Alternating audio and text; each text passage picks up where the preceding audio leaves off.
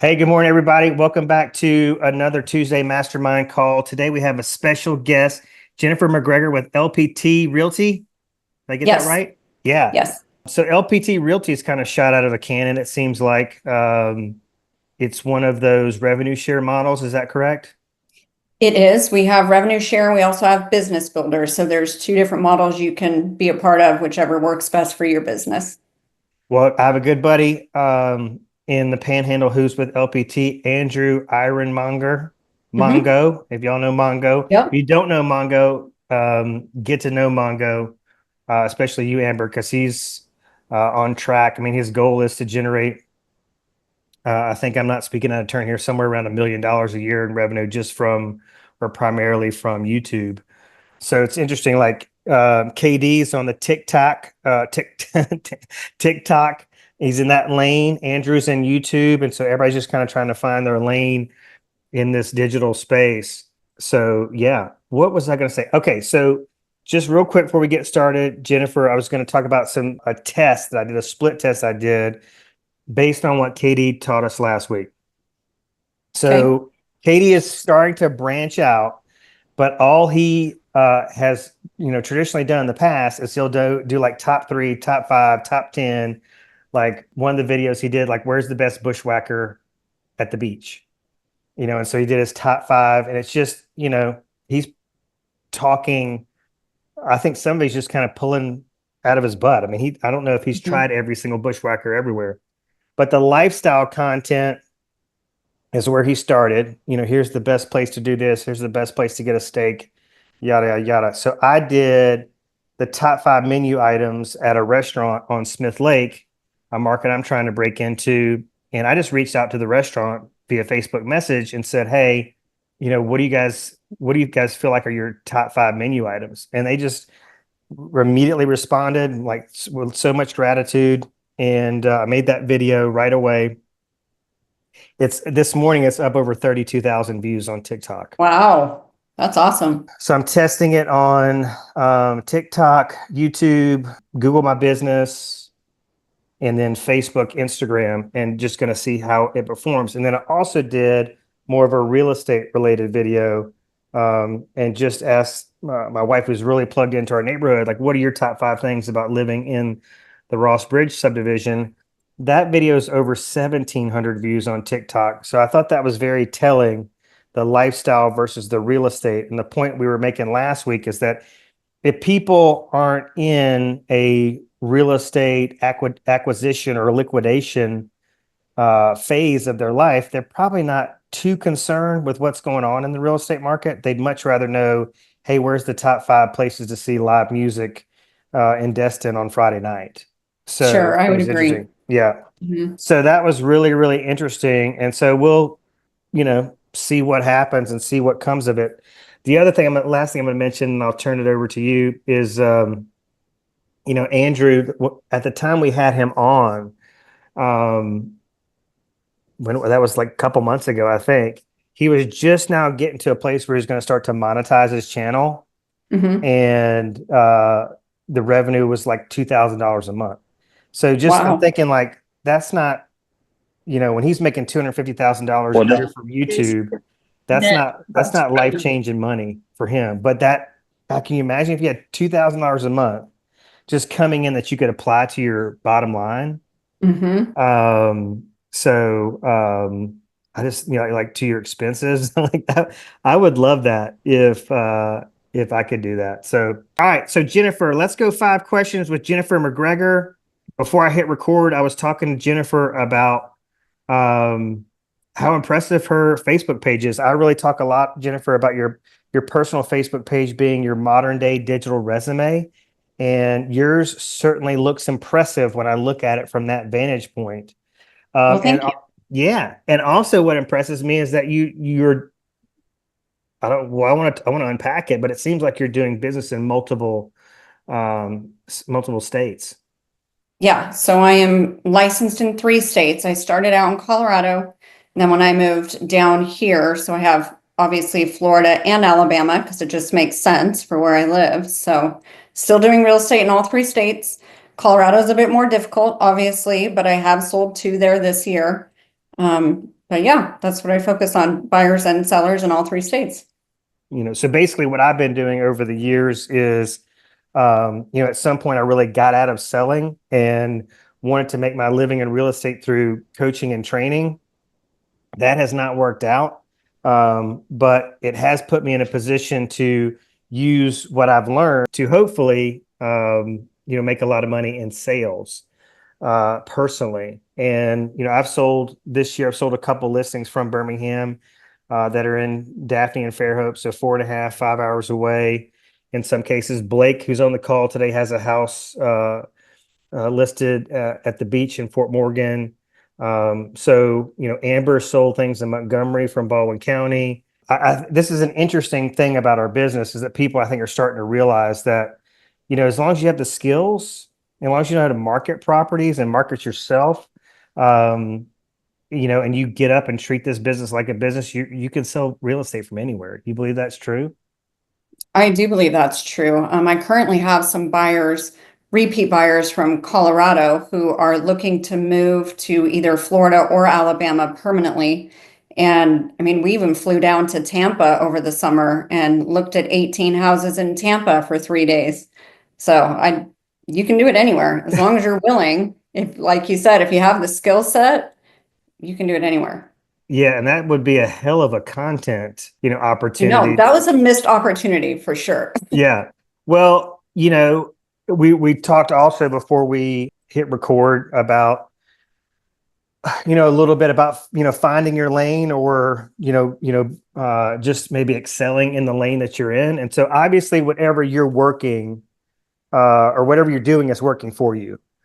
KD is getting the bulk of his business from social, but he's not doing any prospecting. And we're like, you know, we raised Amber up to be a prospector. I think what Amber's doing is, and I'm not totally sure, but it seems like, well, here's what I would hope she's doing is that she's taking what we taught her and what she's really good at in the prospecting realm, but also combining that with the content. So if KD wanted to double his business with becoming more of a proactive prospector, he could. And same with you with the content. So it's just an opportunity there. Whether you want to take advantage of it or not is your decision. You could be just, totally content with where you are, and that's okay. That's fine. But it's nice to know there's other opportunities out there to grow your business. Mhm. So one of your questions that you had sent me was, what am I doing to ensure that I don't have a slow start? And honestly, I'm more like your last guest, JD. Like, I don't prospect. I know that sounds terrible, but I don't. I market a lot. So I have my entire neighborhood has been on a magazine drip campaign since the inception of our neighborhood 4 years ago. And I've sold a ton of houses in here. I live in a primarily a military neighborhood, so that's also good for me. But I have those magazines go out to that house every 3 months, and I constantly get business from those magazines. So that's consistently going out in one of my marketing pieces. I also send them to all of my past clients, so they continually get those magazines every 3 months as well. The other thing I do on a consistent basis is, like you said, my Facebook marketing. I always make sure that every single buyer or seller I get, I put it on my Facebook page 3 times. So under contract and sold, and a lot of times I'll do it a third time, whether that be just listed for the listings, of course. So listing, under contract, and just sold. And it's helped get me business simply from my Facebook page. Moving out of state was another bonus I had. I'm not from here. I moved to Florida not knowing a single person, and I have sold so many second homes and short-term rentals to people from Colorado. So that's been a huge chunk of my business since moving here. That's something we've talked about. I don't necessarily want to think it's a mistake, but maybe that's fair. But they move to the coast from other places with no sphere, and it's just like, woe is me. I'm here with no sphere. This is very hard. Now I'm having to buy leads when the reality is they could, sell a hell of a lot of real estate to people that are looking for second homes and investment properties just by, farming the market they came from. Um, we Exactly. we have an agent that's still a part of our brokerage, that lives in Texas. And I'm not sure how active she is, but at one time she was very, very active. She owns, I think, 2 or 3 condos at the beach. And so she's been through it, right? She understands what it takes, what's involved in it. And, has just when she comes here on vacation to spend time in her condo or condos and go around and check on everything, she makes a hell of a lot of content and ends up selling a lot of real estate. What is the magazine what does that magazine do? What So is it? if any of you have heard of Reminder Media, so Yes. you go to remindermedia.com, it's their magazines. And I will tell you, people love them. At least the people I send them to love them because they're full of great little articles, but tons of great recipes. And everybody likes to cook, it seems, except me. Yeah. I don't cook. I wish somebody would make something out of the magazine for me. Are It's you sending something that to a different. whole subdivision or you send it to specific people or? I send it to my entire subdivision. Now, my subdivision's only 68 homes, but on top of my subdivision, I send it to all of my past clients as well. So Now, it's worked out great and people love them. you may not know this, but if somebody were to go to Reminder Media, could they just subscribe just to send it to their past clients one at a time, or do you Yeah. have to have a big bulk of people to send it to? No, you don't have to have a huge bulk of people to send it to. And I will tell you, they will only let one person have an address. So if you go in and say, you're like, oh, I want to send it to 123 Main Street in Pensacola, and they're like, sorry, Jane out of Keller Williams already has that address. You're not allowed to send it to that address. They'll put you on a waiting list. So if Jane ever leaves Reminder Media, then you'll get it. But that's one nice thing about them is that only one agent is allowed to send to one address. See, I love this. I love, we've talked about, with Andrew, YouTube. I've got a buddy over in Mississippi, Colin Krieger, that I think everybody should follow. He's just out in his community doing stuff, always volunteering and raising money and going to all the events in town and just very, very active in the community. And he just documents it he's not even really doing video. He just does pictures. He's starting to kind of get into video, and it landed him with a spot on the local news. So he does this segment, this like community lifestyle segment on the local news, and it's just absolutely amazing. KD was on last week and talking about TikTok primarily. And then I love it when you come in and you're like, hey, I'm doing print. I'm really Mhm. crushing it with print. And, we hear a lot about that in the coaching and training space is that print was dead until everybody got out because it was dead. And then the people that stayed in are absolutely crushing it with it. So it's awesome. Now, I will tell you that I've also tried the postcard route, and I have spent thousands of dollars on postcards over the years, and I can't tell you one person that's ever called me from a postcard. Not saying they don't work for some people, but for me, I've never had any return on postcards. And I think it's because, like, in my opinion, it's one of those things where people grab their mail and they stand over the trash can and they're just toss it, Yeah. right? But the magazine, I mean, that's a full on beautiful magazine. So they're like, oh, what's this? And it's actually something they'll hold on to for a while because it's got great recipes in it. So I think if you're going to do print, choose something similar to that magazine that they actually want to hold on to, not just another thing to go throw in the garbage. But that's just my opinion. So just a couple quick questions about the magazine. Are you able to advertise your listings in the magazine? Are you able to have any creative input on the content, or do they just take full control of that? They take pretty much full control. Obviously, you can put your headshot and your logo, and then you get to choose. There's like little pull-out inserts, and you can choose what you want the insert to be from a huge list, whether it's a recipe or and they've got all kinds of stuff. I always choose recipes, but and then on the back cover, you can choose what goes on there from a huge list too. So they give you some Hmm. option, but no, your listings don't go in there. The content within the magazine is based on whatever they choose for the month. And Amber put something in the chat. She said she signed up for a free sample. So it seems like they'll send you a free sample of the magazine so you can touch it, feel it, flip through it, and all those good things. I mean, She I can also, go grab one real quick if you want me to. no, that's okay. Okay. Yeah, so that was actually gonna be my next question. So you're not doing just listed, just sold postcards. I am not. Okay, interesting. All right, so let's get to number two on the five questions with Jennifer McGregor. So number two, why do you think real estate agents struggle so much with consistency? Distraction. I think not being holding themselves accountable to showing up for work every day, because like you and I talked before you started recording, like this is a business and you have to run it like a business, because if you don't get up and get dressed and you stay in your pajamas and sit on the couch, it's easy to get distracted with the laundry or the whatever of the day. And you have to stay consistent and actually work. And if you don't work, the money doesn't come in. So how do you hold yourself accountable? Do you have a big goal? Are you shooting for something? Is it a big why situation? I think some people are just naturally, like inherently have this fire, this ambition within them. But what's your answer to that? I always live in a state of fear and anxiety, if I'm being honest. I always live in that I need something in escrow. Like I have got to have money coming in. I have got to be able to pay my bills. And my personal big why is my parents. With my parents getting older, I want to be able to take care of them Mhm. if need be.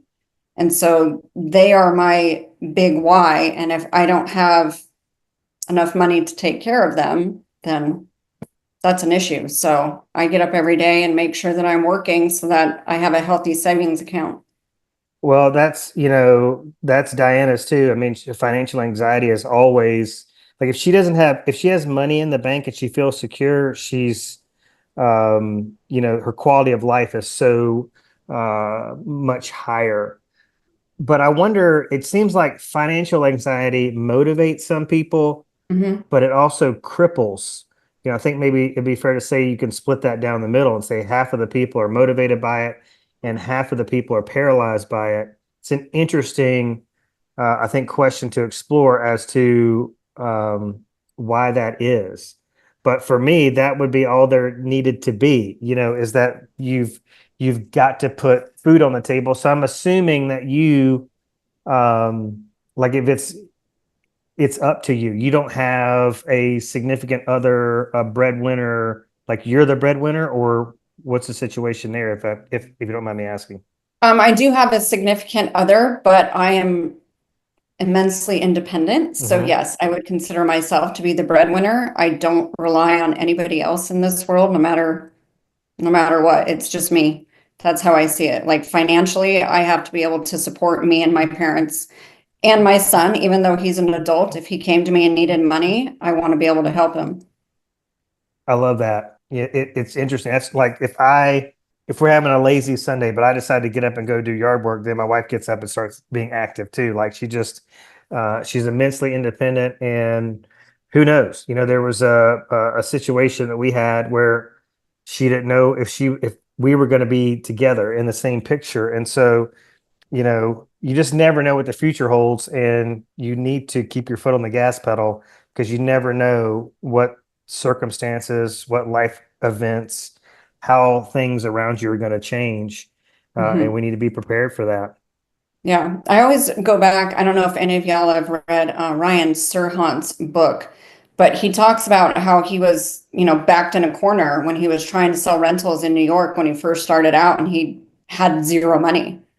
And that's kind of how I keep going, because especially the past 4 years, I've just watched my bank account just drain with everything getting so expensive just to live, that I don't have that awesome cushion that I used to have. And so that fire is even more like, oh my God, like what was nice and cushy is no more. So you have to get up and get dressed and work every single day. And I just think that real estate's just not for everybody. Like Mhm. some people need that person above them saying, you need to be here from 9 to 5, and here's your tasks that you have to get done for the day. And that's fine. Like everybody works differently. So, but if you want to be your own business owner, you have to hold yourself accountable to do that and tell yourself what needs to be done every day and make sure you're doing it. Yeah, and that's a big soapbox that I'm on all the time. It's like, for most people, this business is not for them. And the point I try to make is that, we should all be striving to do something that fulfills us, that we find joy in. And I just think a lot of people don't find joy in this business. And there's a lot of reasons not to find joy in this business. Mm-hmm. There's a hefty fail rate, a big burnout rate. But I think it's interesting. I mean, I love that you reinforce something I always teach. That's one of the goals of these calls. But the other thing I think it's important for people to hear that are on the call and that potentially watch the replays in the content clips that are going to follow is that I think it's good to hear that if you are or you're able to keep your foot on the gas pedal, that there are opportunities out there. I think a lot of agents just go, well, what's the point? Nobody's buying anyway because interest rates suck. What's the point? Nobody's buying anyway because inventory sucks. But if you are seeking it, you shall find it. I mean, you are finding opportunities in this current market. Mm-hmm. So they exist. Currently, I ran my numbers and I've currently sold 8.5 million already this year That's with awesome. 4 more listings coming on and 3 listings just sitting there. So if you have any buyers, everybody, but Yeah, so you've got 4 listings that are coming on in throughout maybe November and December. So that's a fast start if I've ever heard one, Mhm. carrying those over into the new year. Yeah. I think, a lot of people, you talk about distractions. Well, this quarter is full of distractions. There's probably a lot of agents who are like, oh, Thanksgiving's next week. I'll go ahead and just take my foot off the gas pedal this week and just coast through. But, for most of us that understand that a slow finish is going to yield a slow start, it's just not an option to just uh, get lost and lazy in the holiday season. All right, number 3, what methods, I need to correct this, do you utilize to maintain consistency in your business? So do you have a routine? Like you get up every morning and start your day this way? Do you just are you flying by the seat of your pants? Do you have a schedule, accountability partner? What's going on there? I try to stick to my schedule as best as possible. Obviously, life gets in the way sometimes, but yes, I try to stick to my schedule. I am up between 3 and 4 every morning, 5 at the very latest if I sleep Whoa. in. Yeah. What Yeah. time do you go to bed? I go to bed at 7. I'm asleep by 8. I know. Holy I'm cow. like, I do try to stick to a schedule. So I'm up early and I'm always checking my emails first thing in the morning and going through all of the people I have on MLS portals and seeing what has hit and if there's anything that I need to be sending out to my buyers. So I take care of all of my email stuff first thing in the morning. And then whatever's on my schedule, I go throughout the day. And I did hear earlier in the call that you have a system. So, you said try to market your properties at least 3 times.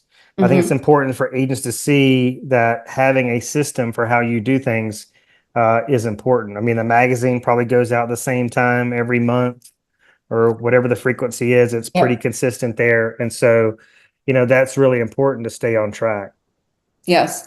So staying consistent with my Facebook marketing has been key. It keeps me in front of obviously my entire sphere, but also all of my Colorado people. So they see how much business I'm doing here in town, and that keeps them coming and wanting to buy the short-term rentals and the second homes. And a lot of them have moved here permanently too. So keeping on top of my social media has really been key for me. I love that. And so if somebody wants to buy a house in Colorado, will you get on a plane and go there, depending on the price Yes, I had point? to get on a plane and I was there this past February and it was miserable because it was snowing, but yes, I went out there to help a buyer. Yeah, I think if you can capture that content piece, that would just be huge. Just knowing, even just what you do and how you do it and, how you're getting it all done. It's pretty impressive. All right. So number 4, do you have a niche or specialization? I don't think so. I help buyers and sellers. I've been very listing heavy this year, which I tend to enjoy listings. But year's been pretty difficult for a lot of reasons, just a lot of difficult transactions. But no, I don't think that I have a niche per se. But you live in a military area. Do you do a lot of military business? I do, but I do more short-term rentals since living here in Florida. So if I had to say I had a niche, I guess it would be short-term rentals. Yeah. So taking maybe like a financial advisory role with people that are looking to, diversify their portfolios, invest in real estate, do something with the equity that's just kind of sitting there not performing. Hmm. Yeah. And it's funny, I get a lot of people who think that they want a short-term rental and they have this great idea in their mind that they're just going to make a ton of money. And I'm also the type of agent that also like, there's a lot of markets that I don't feel are very great for short-term rental anymore because they've gotten too expensive and the return on investment just isn't there. So I've actually had to turn down a lot of buyers the past year because they want a 10% return and that's just not there. So Love it. Love the truth and honesty. And yeah, it's true. I mean, a lot of markets have gotten oversaturated, too expensive. And so it's kind of something to kind of keep in mind. Do you have a Facebook business page?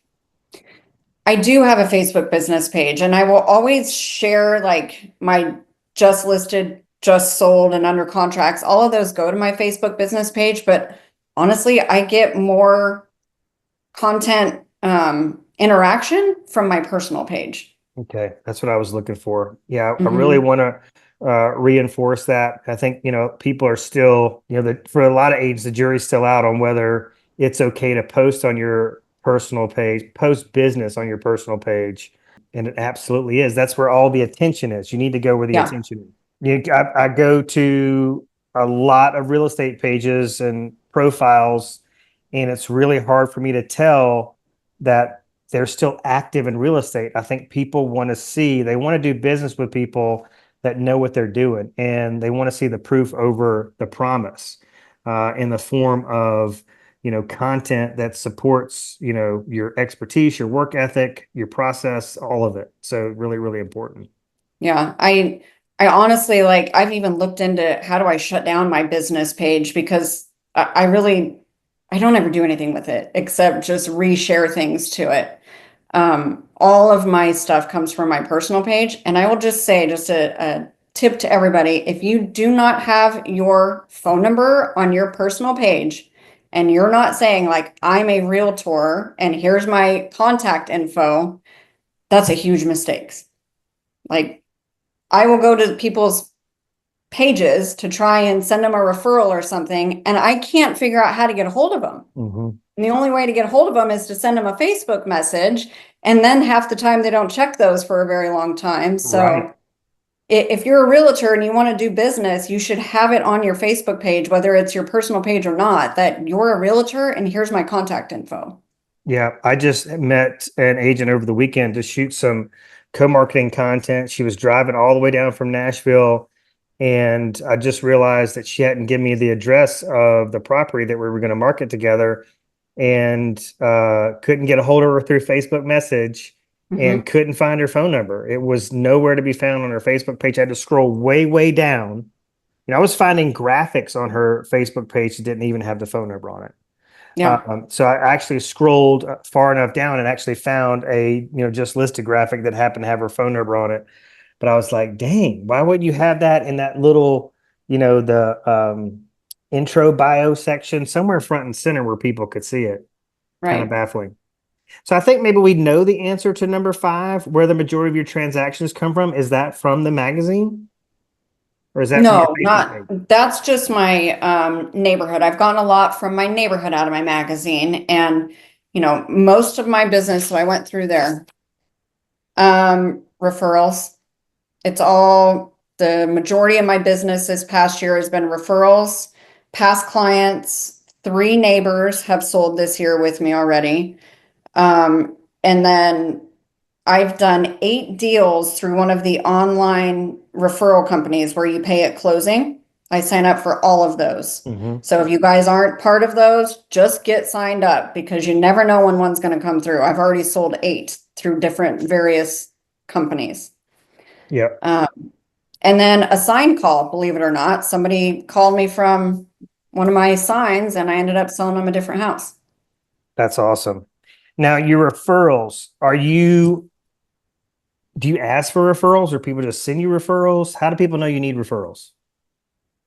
I'm terrible at asking for referrals. I need to get better at it. I don't ask for them, they just end up in my lap, to be honest. And I would think that probably has a lot to do with how active they see that you are on Mhm. social. Like, geez, she's a hustler. Gosh, if I want to buy or sell, I'm going to use her because she's just, she's on it, that kind of thing. And I think just being a part of my community as much as I can. Um, like I walk my dog twice a day and I talk to everybody in my neighborhood. And then, I get referrals from the neighbors for their friend or whoever is moving. I've gotten referrals that way. I'm a part of my Elks Club, the lodge on Pensacola Beach.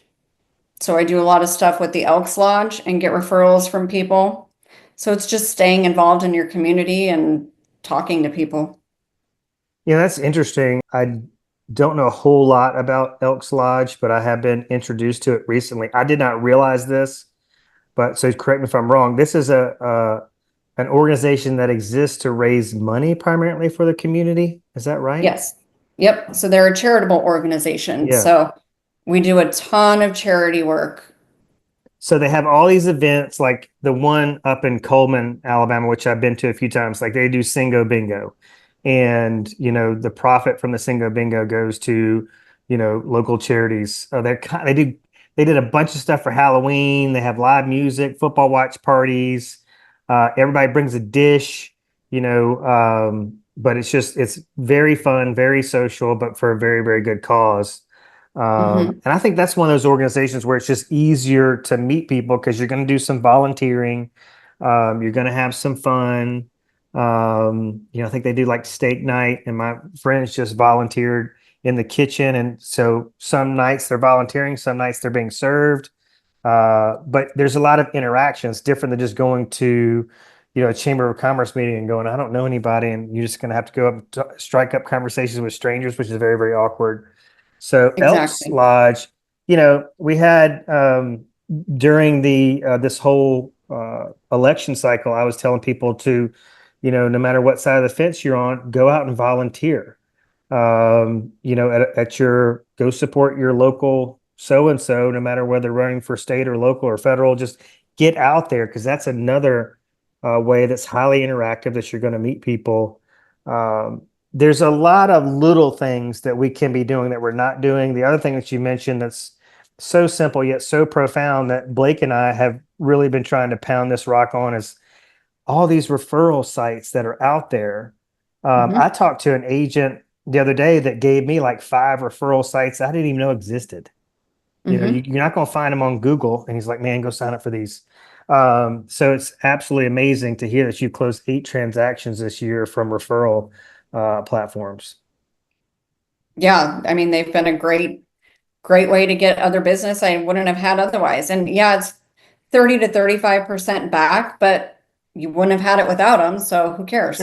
Let's hammer that for just a second, because that is so common. You just hear agents griping about the referral percentage, and it's business like you said they wouldn't have had otherwise. But if they're planning on abandoning these people at the closing table, then yeah, it's probably not worth it.